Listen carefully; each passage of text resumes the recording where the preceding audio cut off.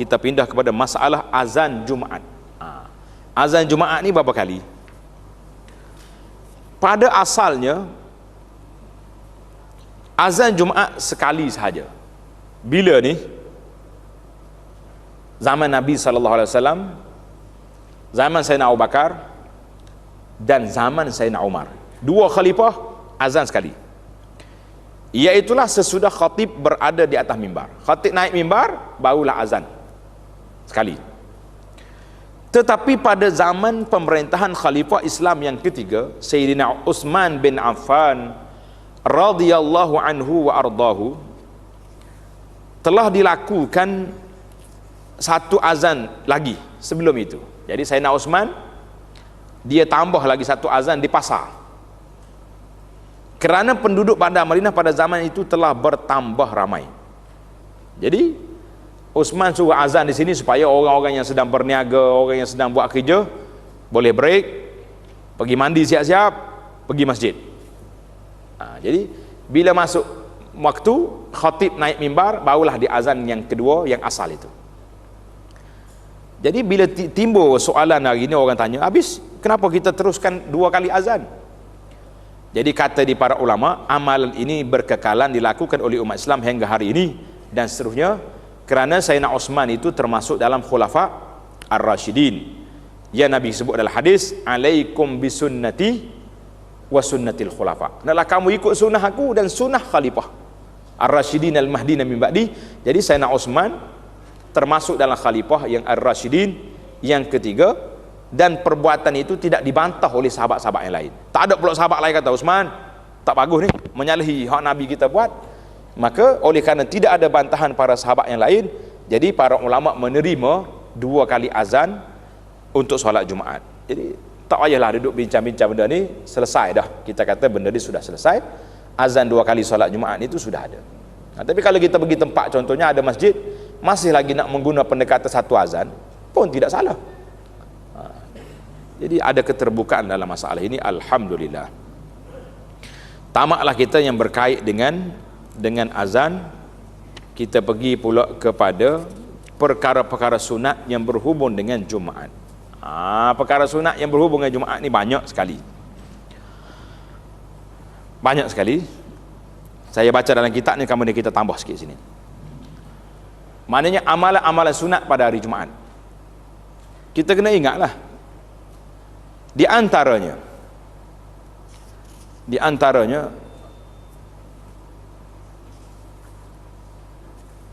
yang pertama, mandi. Jadi mandi sunat Jumaat, dia panggil mandi sunat Jumaat. Bilakah kita nak mandi? Untuk nombor satu itu mandi. Mandi ini bila kita nak mandi?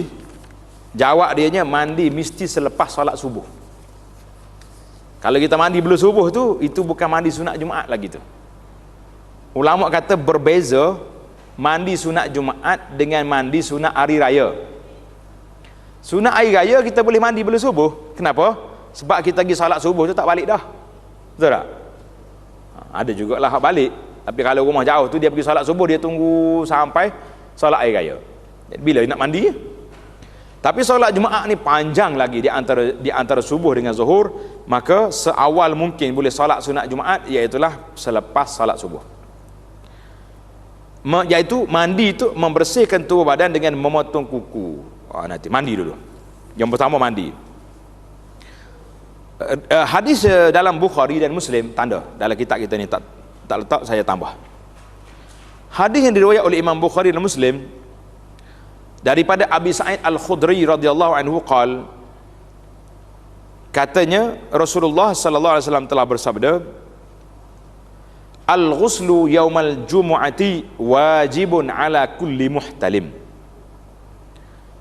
Jadi mandi pada hari Jumaat itu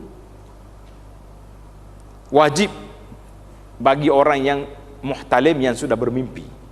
Jadi orang mimpi itu wajib. Jadi cuma ulama kata di sini, iaitulah wajib di sini bukan dengan makna wajib kalau tak mandi berdosa. Maknanya arahan dipanggil amrun muakkadun, arahan yang kuat, dia suruh mandi, kena mandi. Itu arahan dalam Nabi sallallahu alaihi wasallam. Dalam hadis Abu Sa'id juga Nabi kata man yaghtasala yaumal jum'ati. Siapa dia mandi pada hari Jumaat. Jadi naknya mandi pada hari Jumaat menunjukkan kepada kita mandi itu perlu mandi walaupun sekali seminggu. Kita orang Melayu dengar hak ni gelak, ketawa gitu. Mandi sekali seminggu. Saya duduk negeri Arab lama.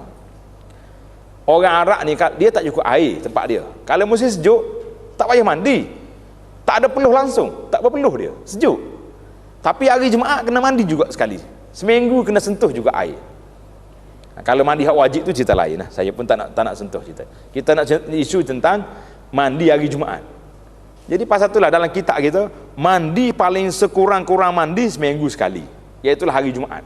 Kena mandi juga. Jadi kalau kita orang kerja ni sebelum keluar pergi kerja tu mandi niat sunat Jumaat lalulah. Nak pergi mandi di masjid hari Jumaat berat juga kan. Berebut masjid lah. Satu masjid kena buat tandah berapa kena buat. Jadi itu dia panggil mandi pada hari Jumaat. Jadi satu sunat yang kita kena buat. Dalam hadis ni Nabi kata apa? Hadis Abu Sa'id Al-Khudri ni. Kemudian wa an yamassa tiban in wajada. Jadi kita kena kena bersiwak, sugi. Kemudian pakai wangian yang cantik-cantik. Itu dia panggil sunat kita kena buat. Tengok, yang pertama mandi, yang kedua membersihkan tubuh badan, yang ketiga memotong kuku. Jadi kalau kuku kita panjang ni kita potonglah hari Jumaat, tapi tak syarat. Dalam bab as-sunanul fitrah, potong kuku ni paling lama itulah 40 hari. 40 hari ni panjanglah kuku kalau tak potong kan. Tapi kalau kita nak buat hari Jumaat tu cantiklah, sebab hari Jumaat ni kita fokuskan hari kebersihan, kerana nak pergi masjid bagus. Dan sebagainya. Memakai pakaian yang elok, sebaik-baiknya pakaian yang putih. Kalau ada baju warna putih pakailah. Kalau tak ada yang warna putih pun pakai baju yang bersih, yang cantik. Bukan syarat baru tak hari raya. Hari Jumaat ni nak yang bersih. Jangan pergi masjid dengan keadaan yang orang panggil busuknya bekas kerja, jangan. Dan memakai bau-bauan. Jadi ini dipanggil adab secara betul. Tengok Nabi kata apa ni? Man yaghtasala yaumal jum'ati, tanda hadis. Siapa dia mandi pada hari Jumaat, wastaq, dan dia bersiwak, wa massa min tibin, pakai wangian kalau dia ada air wangi. Kalau tak ada buat macam mana? Wa labisa min ahsani thiyabihi, dia pakai pakaian yang cantik yang dia ada. Nak pergi masjid carilah jubah-jubah ke baju Melayu yang cantik pakai. Summa kharaja hatta ya'tiyal masjidah, kemudian dia keluar daripada rumah dia pergi ke masjid, falam yatakhatta riqaban nas, jangan melangkah tengkuk orang. Ini masalah orang yang duduk buat masalah. Ada yang duduk tepi pintu. Macam mana kita tak langkah dia? Jangan duduk tepi pintu. Pergi masjid, masuk di saf yang paling depan sekali, penuh. Yang kedua, yang ketiga, yang keempat. Ni tak minat sangat dia nak jadi jaga masjid. Nah, masjid sudah ada jaga dah dia. Tak payah kita jadi jagalah. Pergi Mekah pun sama. Lah, pergi Mekah. Awal lagi pergi masjid, tapi duduk tunggu kat tepi, kat dataran tu. Saya kata buat apa tunggu sini pakcik, masuk dalam masjid tu. Allahu Akbar. Perangai kampung dia bawa juga ke Mekah pun. Itu masalah dia. Jadi pergi masjid pun tunggu masjid buat apa?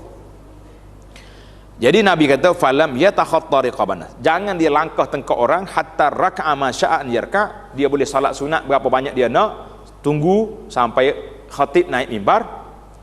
Thumma ansata, kemudian dia dengar khutbah. Iza kharajal imam, bila imam dah keluar, falam yatakallam, dan dia tidak bercakap hatta yafrugha min salatihi, sehingga selesai daripada salat. Kanat kafaratan lima bainaha wa bainal jum'ati allati qablaha, maka perbuatan tersebut menghapuskan dosa dia sehingga Jumaat yang berikut. Jadi ini adab-adab dia, pakai mandi, pakai wangian, pakai baju yang cantik, yang bersih, jangan langkah tengkok orang.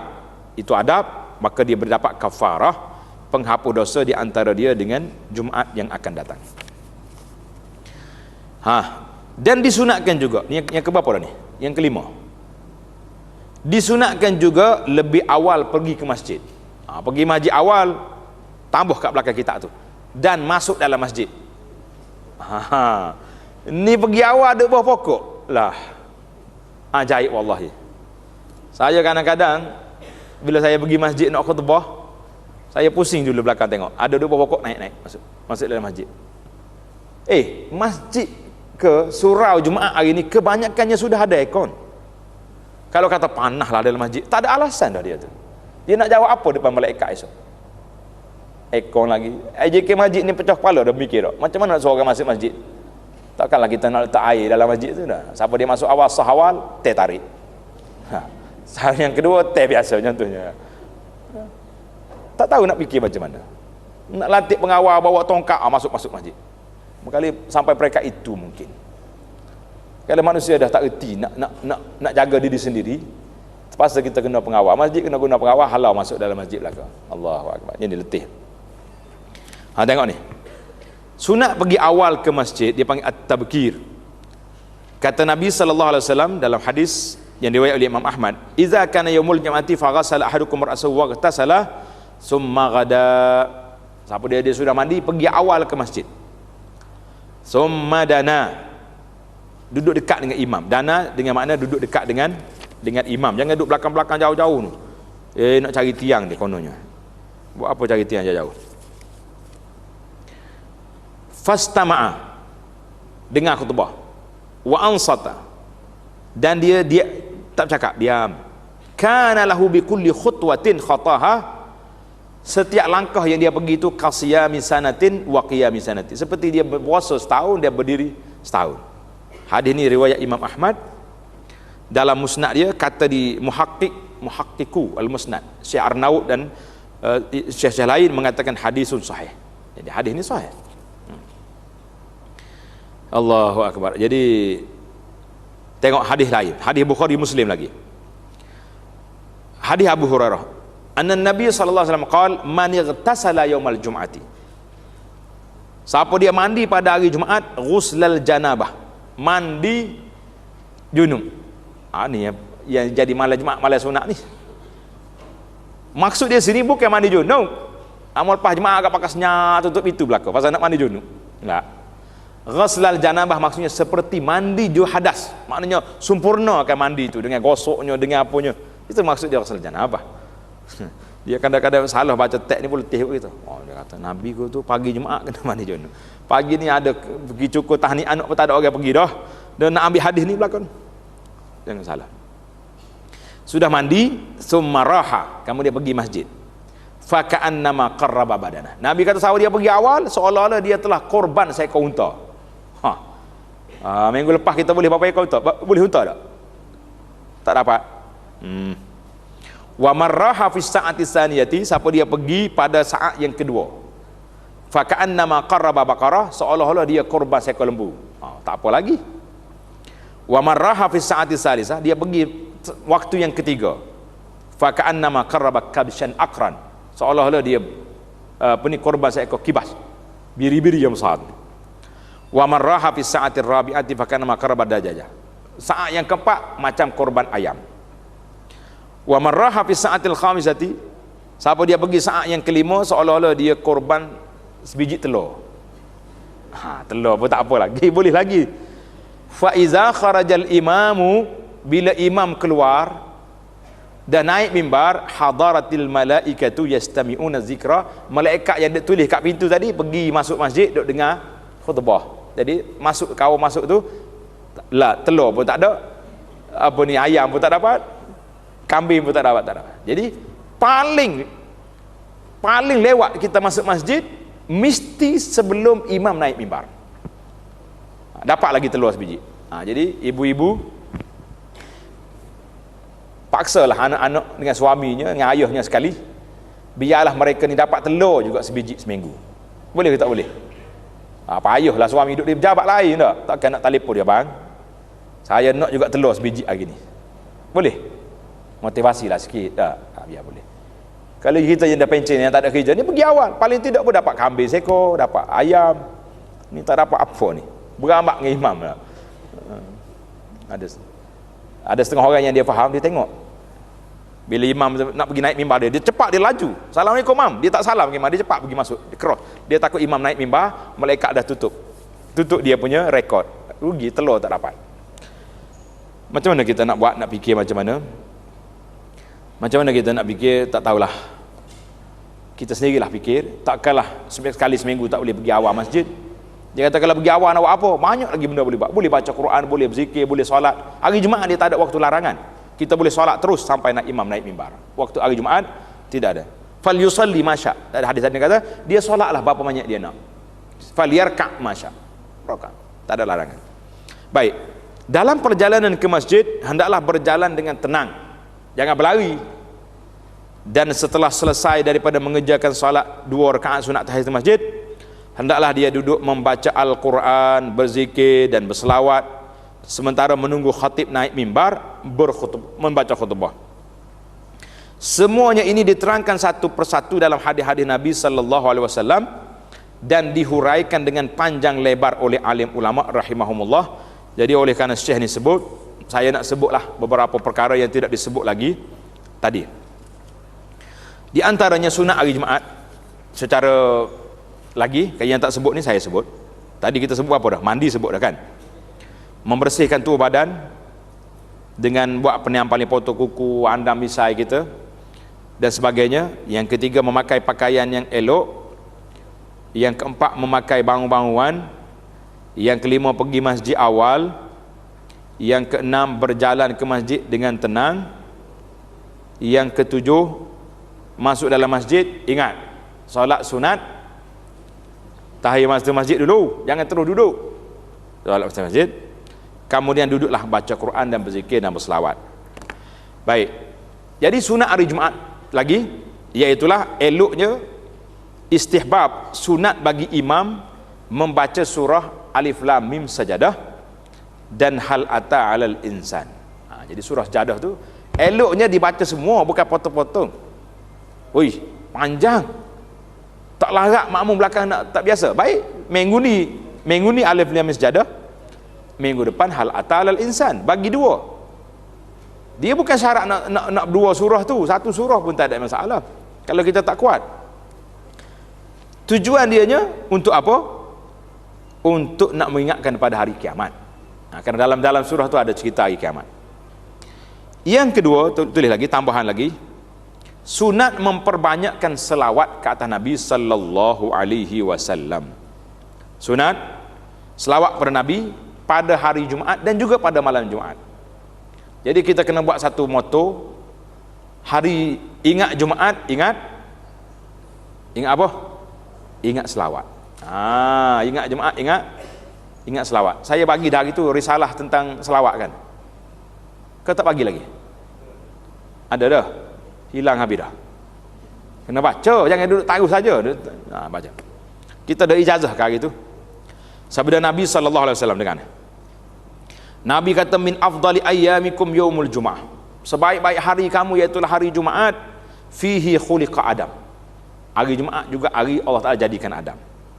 Wa fihi qubid. Pada hari Jumaat juga dia mati.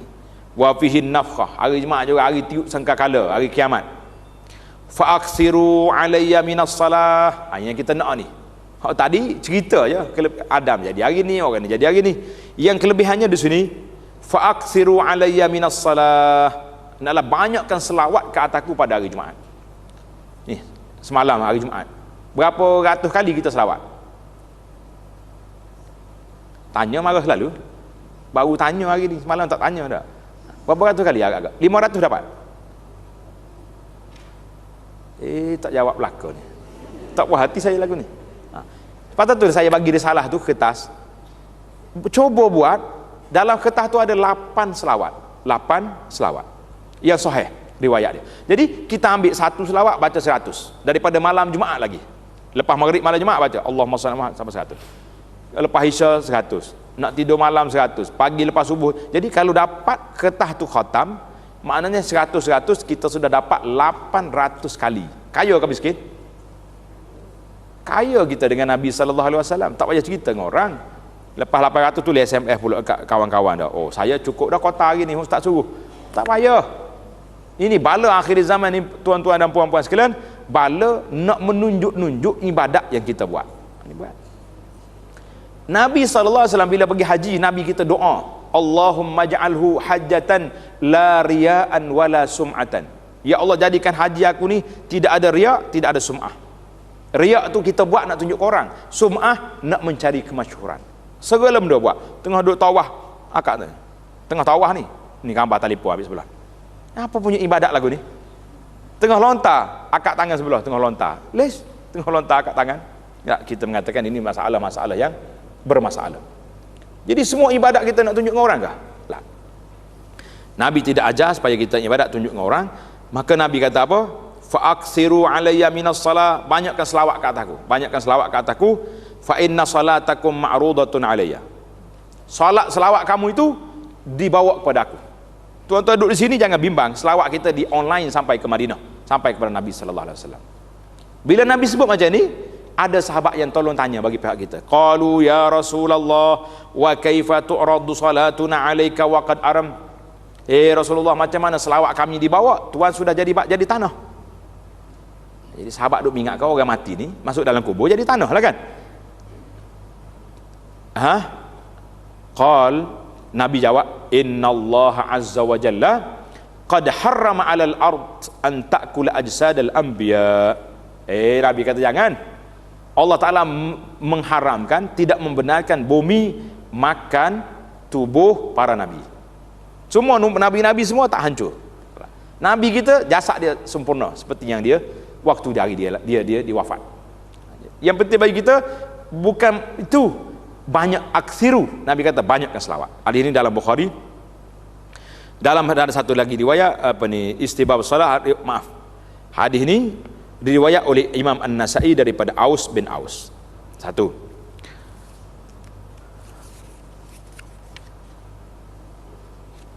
Hadis yang kedua,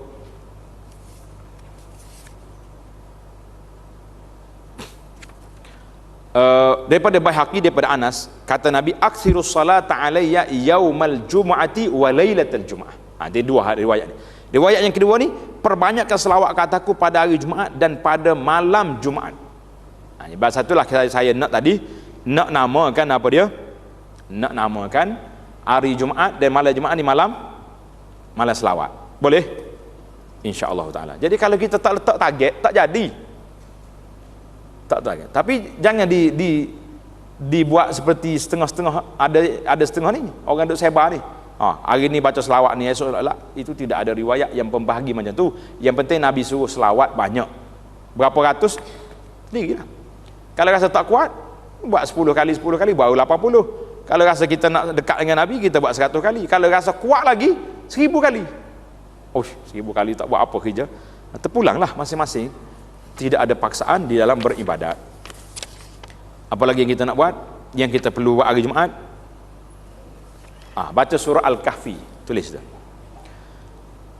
Istihbab, sunat kita baca surah Al-Kahfi. Dalam hadis Nabi kata, man qara'a surat Al-Kahfi yaumal jum'ati, siapa dia baca surah Al-Kahfi pada hari Jumaat, adha'alahu minan nur ma bainal jum'ataini, Allah Ta'ala cerahkan hati dia dengan cahaya keimanan sampai ke Jumaat yang akan datang. Maknanya dia punya cover dia seminggu. Mana habis Jumaat depan tak baca, tak ada lah. Cahaya tu kena topak selalu. Bolehkah guna istilah topak? Topak apa ni? Cahaya dengan baca surah Al-Kahfi. Jadi kita baca. Alhamdulillah para jemaah sekalian, banyaklah ibadat hari Jumaat ini. Peluang yang besar Allah Ta'ala beri kepada kita dapat. Baik. Kelebihan hari Jumaat, kita bagi kepada kelebihan hari Jumaat. Hari Jumaat mempunyai kelebihan yang besar dalam Islam. Dalam Al-Quran terdapat satu surah yang khusus mengenai surah yang bernama Al-Jumu'ah. Surah Al-Jumu'ah. Ada kata ada? Adalah kan surah Jumaat tu. Antara lain menerangkan tentang solat Jumaat yang wajib dikerjakan pada hari yang mulia itu. Dalam hadis Nabi sallallahu alaihi wasallam pula, Nabi kita bersabda, khairu yaumin, tengok, khairu yaumin tala'at fihi syamsu yaumul jum'ah. Maksud dianya sebaik-baik hari, semulia-mulia hari, yang terbit matahari padanya ialah hari Jumaat. Jadi hari yang paling baik hari Jumaat. Hadisnya panjang, tadi kita dah sebut dah. Fihi khuliqa Adam. Pada hari Jumaat dengan Adam dijadikan wa fihi. Jadi inaknya hari yang paling baik dalam seminggu. Tulis itu dalam seminggu. Adapun hari yang paling baik dalam setahun, hari apa? Ya, hari Arafah, ingat tak? Jadi kalau pasal itulah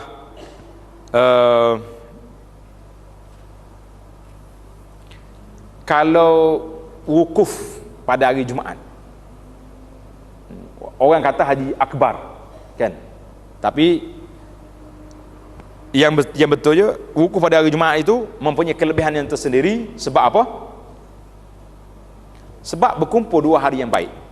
Hari Jumaat dia sendiri itu punya kelebihan dah, tambah dengan hari Arafah pula. Jadi dua hari baik, dua hari khairu yaumin tala'at alaihi syams, maka dia jadi bertambah lagi. Jadi cantiklah kalau kita boleh wukuf hari Jumaat.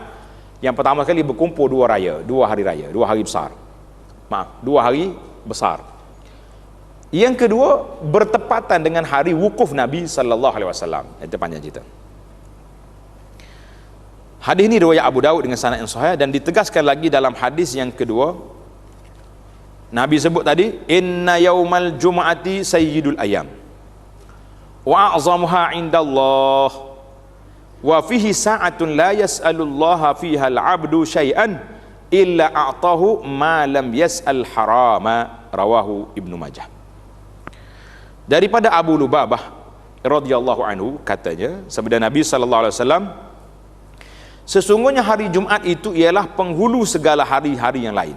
Jadi hari Jumaat ini dipanggil penghulu segala hari, sayyidul ayam, dan sehabis-habis besar kemuliaannya di sisi Allah daripada hari-hari yang lain. Jadi hari-hari lain itu ada hari Jumaat yang paling besar.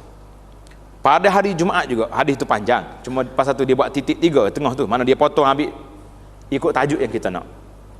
Pada hari Jumaat juga terdapat satu saat yang berkat, tidak ada seorang yang berdoa kepada Allah memohon sesuatu hajatnya pada saat itu melainkan ia diberikan Allah Ta'ala apa hajatnya. Dia panggil saat mustajab. Nabi kata pada hari Jumaat ni ada satu saat ia mustajab doa ketika itu. Jadi kita kena ambil, asalkan ia tidak memohon sesuatu yang haram. Hari Jumaat minta, ya Allah luluhlah pinjaman riba aku di bank tu. Zalim punya doa macam ni. Minta riba, suruh doa itu yang minta lulus. Logik tak logik? Jangan. Nah, ya Allah selamatkanlah hari Senin ni saya nak pergi pejabat, nak bagi rasuah kau pegawai. Boleh doa lagi tu? Lah, itu doa haram nama dia. Ataupun ya Allah binasakanlah tu jiran aku sebelah rumah ni, sebab dia tak tegur saya. Lah, kita kena doa dia hidayah, bukan doa hancur dia, jangan. Jadi doa bilakah waktu itu? Tengok mengenai saat yang berkat yang terdapat pada hari Jumaat disebutkan juga dalam beberapa hadis sahih yang lain yang diriwayat oleh Imam Bukhari dan Muslim. Diriwayatkan oleh Imam Bukhari dan Muslim, dia kata apa? Dan banyak lagi, saat yang berkat itu sebentar sahaja, sekejap ya masa dia. Ini diterangkan dalam hadis riwayat Muslim.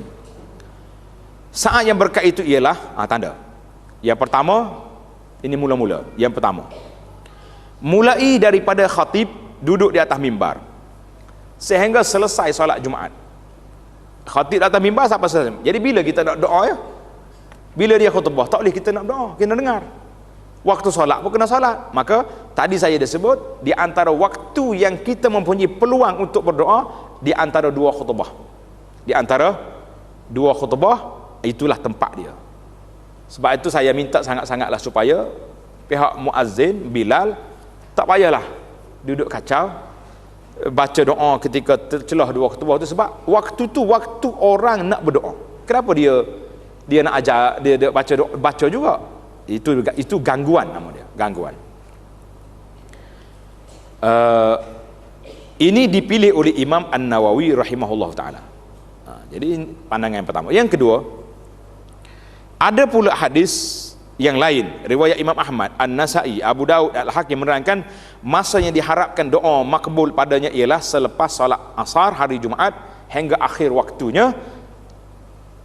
Dan ada juga hadis-hadis yang menerangkan lain pula. Jadi dua ni memang masyhur, iaitulah yang antara khatib atas mimbar sampai sudah solat Jumaat, dan lepas solat asar ketika dekat dengan nak maghrib, itu waktu mustajab doa. Jadi cantiklah tuan-tuan dan puan-puan, muslimin dan muslimat, ambil peluang awal-awal lagi. Hari Jumaat, setengah jam sebelum maghrib itu, ambil wuduk siap-siap dah, mandi siap untuk solat maghrib, dan waktu itulah kita bermunajat, duduk baca doa. Kalau kita ada anak dekat rumah, panggil anak sekali. Kalau ada suami, sekali dengan suami, atau suami panggil isteri, ataupun suami duduk di pejabat kita di rumah, ketika itulah kita bermunajat Allah Ta'ala, minta selamat dunia dan akhirat. Ambil peluang petang Jumaat, jangan duduk sibuk dengan pasar petang. Sibuk apa dengan pasar petang ni? Sebab itu sebahagian ulama memberi kesimpulan bahawa saat itu tersembunyi, tidak diketahui dengan tepat. Dengan yang demikian, hari Jumaat mulai daripada terbit fajarnya hingga tenggelam matahari hendaklah diisi dengan amal-amal bakti yang disertakan dengan doa. Jadi elok je pada pagi Jumaat sampai ke maghrib itu doa lah sentiasa. Semoga masa seorang berdoa itu menepati saat yang berkat itu, dan dengan demikian akan makbulah doa permohonannya. Mudah-mudahan sedemikian. Penutup kepada bab kita ni, kelebihan malam Jumaat. Dengar ni, jangan duduk main pelik-pelik. Kelebihan malam Jumaat. Malam Jumaat juga ada kelebihannya atau fadilatnya. Tiap-tiap seorang muslim dan muslimah dituntut menghidupkan malam yang mulia itu dengan istighfar, zikir, banyak istighfar, astagfirullah, berzikir, membaca Al-Quran, terutamanya surah Al-Kahfi. Surah Kahfi ada dua riwayat. Satu riwayat kata baca malam Jumaat, ada riwayat kata baca hari Jumaat. Jadi kalau kita nak selamat, baca dua-dua lah, malam Jumaat sekali, hari Jumaat sekali. Tapi satu pun sudah cukup lah. Cuma baca malam tu. Kalau kita rasa, aku kalau hari Jumaat jam ni nak pergi pejabat sibuk, baca malam Jumaat. Kalau kata hari Jumaat tu free, baca hari Jumaat. Serta memperbanyakkan selawat ke atas Nabi sallallahu alaihi wasallam kerana sangat besar jasanya kepada kita. Ingat, kelebihan selawat tadi kita dah baca hadis. Demikian juga perkara-perkara sunat yang dilakukan pada hari Jumaat. Jadi jangan duduk buat pelik-pelik. Ni dok ni malam Jumaat duk sebar gambar-gambar orang perempuan kot dalam WhatsApp tu. Allah. Saya berapa kali tegur dah cerita ni. Orang perempuan tak dapat kali WhatsApp ni, laki-laki ya dapat. Malam Jumaat dia hantar. Ni duduk atas masjid ni, duduk atas masjid ni hantar WhatsApp orang. Dia ambil gambar orang perempuan mana tak tahulah. Dia tulis kata-kata itu, abang malam Jumaat balik cepat. Muslimat dapat juga ke WhatsApp ni, WhatsApp karut ni. Ada juga kacau punya orang, kata orang perempuan pula dah. Kesetuju lagu tu. Suka lagu tu. Ini mencabur kehormatan wanita. Apa benda yang patut malam Jumaat semuanya hantar WhatsApp. Malam ni malam selawat. Allahumma salli ala Muhammad. Suruh selawat belaka. Ini duduk atas gambar betul. Yang pertama, yang saya nak tegur, cerita isu tak ada lah hadis Nabi suruh malam Jumaat agak mesti buat kerja belaka, tak ada. Cuma pagi Jumaat adalah man ghassala wa ghtasala. Siapa dia mandi dan mandikan orang, itu hari Jumaat. Wa masya walam yarkab, dia berjalan pergi masjid, jangan naik kenderaan. Itu ada kelebihan. Jadi kalau rumah dekat, jalan kaki pergi masjid, jangan duduk naik kenderaan. Ni tidak ni, rumah dekat pun naik kereta juga, akhir kali jam habis dia punya parking ya. Bagi parking kau orang jauh-jauh mari gitu. Jadi gambar tadi, kesalahan dianya yang pertama sekali dia ambil gambar perempuan, siapa tak tahu. Yang kedua dia tulis dialog tu, kata-kata tu. Betul ke? Betul ke orang tu kata? Kalau tak betul, maknanya dia telah buat fitnah kepada orang tu. Ini. Jadi siapa dia sebar gambar macam ni, dia nak minta maaf bila dengan orang tu. Oh, dia kata ni orang putih ni, orang Arab kok. Tak kira orang mana pun malaikat dia tulis belaka. Dia bukan kira siapa-siapa. Baik. Banyaklah hadis-hadis mengenainya telah sabit dengan banyak. Tadi kita dah sebut sebahagian. Bahkan orang yang mati pada malam Jumaat atau pada hari Jumaat ada keistimewaannya, diterangkan dalam hadis ini. Hadis 220, an Abdullah bin Amr radhiyallahu anhuma qala sallallahu alaihi wasallam, ma min muslimin yamutu yaumal jumu'ati au lailatal jumu'ati illa waqahu Allahu fitnatal qabri. Hadis ini riwayat Imam Ahmad, At-Tirmizi. Dan maksud dianya, tidak ada seorang Islam, laki-laki atau perempuan, yang mati pada hari Jumaat atau pada malam Jumaat.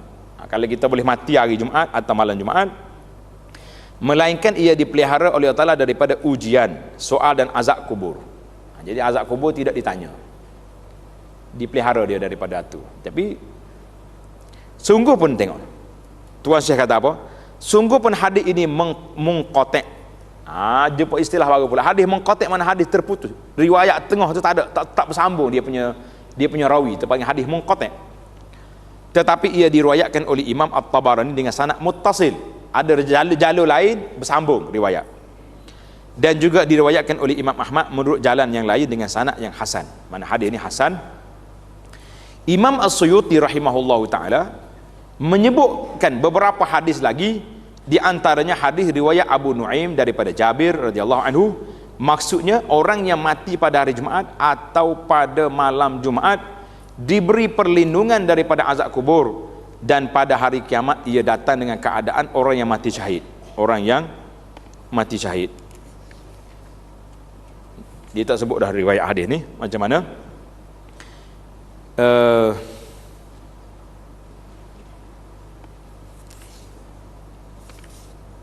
Imam As-Suyuti juga menyebutkan ulasan Al-Hakim At-Tirmizi. Al-Hakim At-Tirmizi ni bukan Imam Tirmizi, orang lain. Nama kita ada Nawadirul Usul. Dari dalam kitab Nawadirul Usul ni banyak hadis-hadis tentang fadail.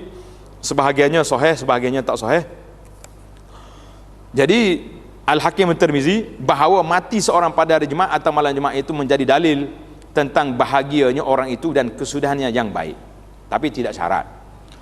Tidak syarat. Tengok nota 26, Syekh ni dah jawab kepada kita. Ini hanya sekadar menerangkan kemuliaan malam Jumaat dan harinya, serta keistimewaan yang akan didapati oleh orang Islam yang mati pada malam atau hari tersebut. Dapat. Orang Islam yang mati pada hari lain akan mendapat keistimewaan dengan cara yang lain.